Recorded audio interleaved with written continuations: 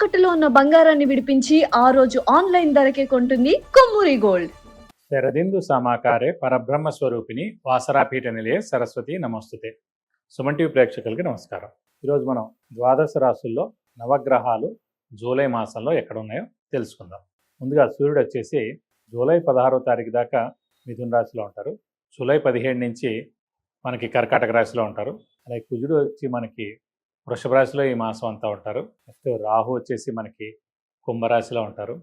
అలాగే గురువు వచ్చేసి మనకి ఉచ్చస్థానమైన కర్కాటక రాశిలో ఉంటారు. శని వచ్చి మనకి మీన రాశిలో ఉంటారు. అలాగే బుధుడు వచ్చి మనకి మిథున రాశిలో స్వస్థానంలో ఉంటారు. అలాగే శుక్రుడు వచ్చేసి మనకి సింహరాశిలో ఉంటారు. అలాగే కేతు వచ్చేసి ఈ శుక్రుడితో పాటే సింహరాశిలో ఉంటారు. సో ఇవండి ద్వాదశ రాశుల్లో నవగ్రహాలు జూలై మాసంలో ఈ స్థానాల్లో ఉంటారు. ఇక 10వ రాశి అయిన మకర రాశి. మకర రాశి అనగానే మనకి ఉత్తరాషాఢ 2, 3, 4 పాదాలు, శ్రవణం 1, 2, 3, 4 పాదాలు, ధనిష్ట 1, 2 పాదాలు. ఈ నక్షత్రాల సమూహం అంతా మనకి మకర రాశిలోకి వస్తుంది.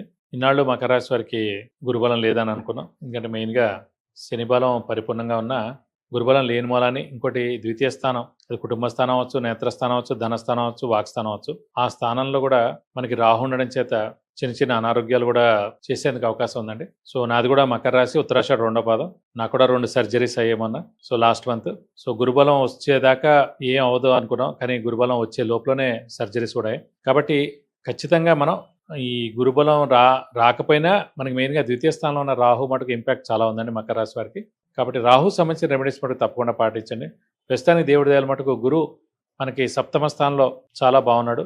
గురువు ఉచ్చస్థానంలో ఉన్నాడు. మెయిన్గా ఎప్పుడైనా సరే గుర్తుపెట్టుకోండి, మన లగ్నం నుంచి జాతకరీత్యా సప్తమ స్థానంలో గురువు ఉంటే కనుక గుడి కట్టించడం కానీ, ఓల్డేజ్ హోమ్ కట్టించడం కానీ, లేదంటే ఎన్జిఓ ఆర్గనైజేషన్ స్టార్ట్ చేయడం కానీ తప్పకుండా చేస్తారు. లేదు అంత డబ్బు లేకపోయినా కూడా సహాయ సహకారాలు తప్పకుండా వారికి చేస్తాం. అలాగే ప్రస్తుతం ఇప్పుడు ఇది గోచారీత్యా మనకి సప్తమ స్థానంలో గురువు వచ్చాడు కాబట్టి ఖచ్చితంగా ఈ మూడింటికి సహాయ సహకారాలు చేసేందుకు అవకాశం ఉంది. సో తీర్థయాత్రలు చేస్తారు, ఎందుకంటే గురువు ఉచ్చస్థానంలో ఉన్నందుకు దైవదర్శనం చేసుకుంటారు, గురువు యొక్క బ్లెస్సింగ్స్ పొందుతారు. అలాగే శని తృతీయ స్థానంలో చాలా బాగున్నాడు కాబట్టి శని వచ్చేసి మనకి వృత్తికారకుడు, ప్రవృత్తికారకుడు, ఉద్యోగకారకుడు కాబట్టి నిరుద్యోగులు ఉద్యోగం రావడం, ఉద్యోగస్తులకి promotions, name and fame, boss నుంచి మన్నన, మంచి శాలరీ హైక్, అది కాకుండా ఫారెన్ టూర్ విజిట్స్, అసైన్మెంట్స్ రావడం, విద్యార్థులకైతే కనుక మంచి ర్యాంకులు సాధించడం, పోటీ పరీక్షల్లో నెగ్గడం, కాంపిటేటివ్ ఎగ్జామ్స్లో నెగ్గడం, సో మంచి గవర్నమెంట్ జాబ్స్ కూడా వచ్చేందుకు అవకాశం ఉంది. అలాగే ఫారెన్కి వెళ్ళి చదువుకునేందుకు కూడా అవకాశాలు ఎక్కువగానే. సో విద్యార్థులకి పట్టిందల్లా బంగారం అని చెప్పుకోవచ్చు. అలాగే ఇండియాలోనే వేరే స్టేట్లు కూడా మంచి సీట్ రావచ్చు కాబట్టి విద్యార్థులకి సువర్ణ అవకాశం. అలాగే వ్యాపారస్తులు కూడా మెయిన్గా ఇన్నాళ్ళు గురుబలం లేదు కాబట్టి శని బలం పరిపూర్ణంగా ఉన్నా కూడా ఆర్థికంగా బాగాలేదు. మిగతా అందరూ అంటే మెయిన్గా మకర రాశి వారు అందరూ కూడా ఆర్థికంగా బాగాలేకపోవడం కారణం మెయిన్గా గురువు అండి. ఏ మనిషికైనా గురువు అనే గ్రహం చాలా బాగుంటే ఆర్థికంగా బాగుంటాడు, ఎందుకంటే గురువు అనే గ్రహమే ఆర్థికానికి మెయిన్గా కారకుడు కాబట్టి.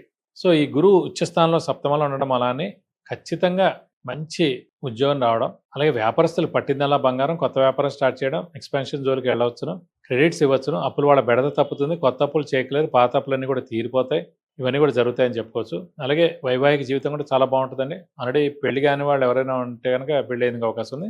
ఆల్రెడీ పెళ్లి అయిన వాళ్ళు ఉంటే కనుక వాళ్ళ మ్యారిటల్ లైఫ్, వైవాహిక జీవితం చాలా బాగుంటుంది. ఎందుకంటే సప్తమ స్థానం అనేది భర్త లేదా భార్య స్థానం, వైవాహిక జీవితం, మ్యారిటల్ లైఫ్ సంబంధించిన స్థానమే అది.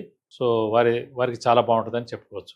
వివాహం ఎందుకు 100% అవకాశం ఉందండి, ఎందుకంటే మెయిన్గా సప్తమ స్థానం వివాహ స్థానం. సప్తమ స్థానం అంటేనే భార్య లేదా భర్త స్థానం. అలాంటి స్థానంలోనే మనకి గురువు ఉచ్చ స్థానంలో ఉన్నాడు కాబట్టి తప్పకుండా మనస్ఫూర్తిగా మీరు రెడీగా ఉండండి. మీరు అనుకోండి నాకు వివాహం అవ్వాలి ఈ సమయం అని, తప్పకుండా 100% అమ్మాయినా అబ్బాయినా మీరు మనస్ఫూర్తిగా అనుకున్నప్పుడే అవుతుందండి వివాహం. లేదంటే ఈ గురుబలం ఎన్ని వచ్చి మళ్ళీ ఎన్ని వెళ్ళిపోయినా కూడా అవ్వదు. కాబట్టి ఖచ్చితంగా మీరు అనుకోండి. అలాగే తల్లిదండ్రులు ఎవరైతే ఉన్నారో వారిది మకర రాశి అయినా కూడా ఖచ్చితంగా వారికి ఇప్పుడు కన్యాదానం చేసే యోగ్యత ఉంది కాబట్టి తప్పకుండా మీ పిల్లలకి పెళ్లి అయ్యేందుకు అవకాశాలు ఎక్కువగా ఉన్నాయి. సో 100% అవుతుంది కూడా. అలాగే సంతానం కలిగేందుకు అవకాశం కూడా 100% ఉంది, ఎందుకంటే సంతాన కారకుడే ఏ మనిషికైనా సరే గురువు అండి. అలాంటి గురువే ఉచ్చస్థానంలో ఉండి సప్తమ స్థానంలో ఉన్నందుకు ఖచ్చితంగా సంతానం లేని వారికి 100% సంతానం కలిగేందుకు అవకాశం ఎక్కువగా ఉంది. ఇక పరిహారాల విషయం వచ్చేటప్పటికి మనకి ద్వితీయ స్థానంలో మటుకు అంటే గురువు 100% సప్తమలో ఉచ్చలో చాలా బాగున్నాడండి. అలాగే తృతీయ స్థానంలో శని చాలా బాగున్నాడు, ఎందుకంటే 3, 6, 11 స్థానాలు అత్యద్భుతమైన స్థానాలు. మనకి శనికి, అలాగే గురువు యొక్క దృష్టి కూడా భాగ్య దృష్టి శని మీద ఉంది కాబట్టి ఇంకా చాలా బాగుంటుంది. కానీ ద్వితీయ స్థానంలో మటుకు రాహు ఉన్నాడు కాబట్టి ఖచ్చితంగా రాహుకి 18,000 సార్లు జపం చేయించి మినపప్పు కేజీంపో ఒక 1000 రూపాయల వర్త్ గోల్డ్ ఐటమ్ దానం ఇవ్వాలని. ఎందుకంటే మనకి డిసెంబర్ 5వ తారీఖు దాకా రాహు ద్వితీయ స్థానంలో ఉన్నాడు కాబట్టి, ద్వితీయ స్థానం అంటేనే కుటుంబ స్థానం, నేత్రస్థానం, వాక్స్థానం, ధనస్థానం. సో ధనంలో చిన్న చిన్న ఇబ్బందులు కలగడం, కుటుంబంలో చిన్న చిన్న పొరపచ్చాలు రావడం, అలాగే ధనంలో కూడా కొంచెం ప్రాబ్లమ్స్ ఉండడం, అలాగే మెయిన్ గా నేత్రస్థానం అంటే ఆరోగ్య స్థానం కూడా కాబట్టి కళ్ళు ప్లస్ ఆరోగ్యం విషయంలో కూడా కొంచెం ఇబ్బందులు తలెత్తేందుకు అవకాశం ఉంది. కాబట్టి ఖచ్చితంగా రాహుకి 18,000 సార్లు జపం చేయించి మినపప్పు కేజీంపో ఒక 1000 రూపాయల వర్త్ గోల్డ్ ఐటమ్ దాని ఇవ్వడం. అలాగే అమ్మవారు సుబ్రహ్మణ్య స్వామిని ఎక్కువగా పూజించడం, అమ్మవారి అష్టోత్తరం, సుబ్రహ్మణ్య అష్టోత్తరం రోజు చదువుకుంటే మంచిది. మెయిన్ గా రాహు కాబట్టి దుర్గాదేవి అష్టోత్తరం ప్రతిరోజు చదివితే మంచిది. అలాగే అమ్మవారి టెంపుల్ కి ప్రతి శుక్రవారం వెళ్ళి 41 ప్రదక్షిణాలు చేసి వీలైతే కనుక అమ్మవారికి అభిషేకం కానీ అర్చన కానీ చేయిస్తే మంచిది. సుబ్రహ్మణ్య స్వామి అష్టోత్తరం రోజు చదువుకోవడం మంచిది. ప్రతి మంగళవారం సుబ్రహ్మణ్య స్వామి టెంపుల్ కి వెళ్ళి 41 ప్రదక్షిణాలు చేస్తే మంచిది. అలాగే ఆయనకి హోమం మరియు అభిషేకం ఈ స్కందగిరి టెంపుల్ పద్మారావు నగర్ సికింద్రాబాద్ లో సుబ్రహ్మణ్య స్వామి ఉన్నాడు, ఇక్కడ స్కందగిరి టెంపుల్ అంటారు దాన్ని. అక్కడ హోమం మరియు అభిషేకం మీ పేరు నక్షత్ర గోత్రాలతో ఒకసారి చేస్తే కనుక చాలా మంచిది. డిసెంబర్ 5వ తారీఖుకి మారుతాయండి రాహుకేతులు. సో అప్పటిదాకా మనకి ద్వితీయ స్థానంలో ఉన్నాడు కాబట్టి చాలా మంచిది కాదు కాబట్టి ఈ పరిహారం చేసుకుంటే మీకు అన్ని విధాలా మంచి చేకూరుతుంది.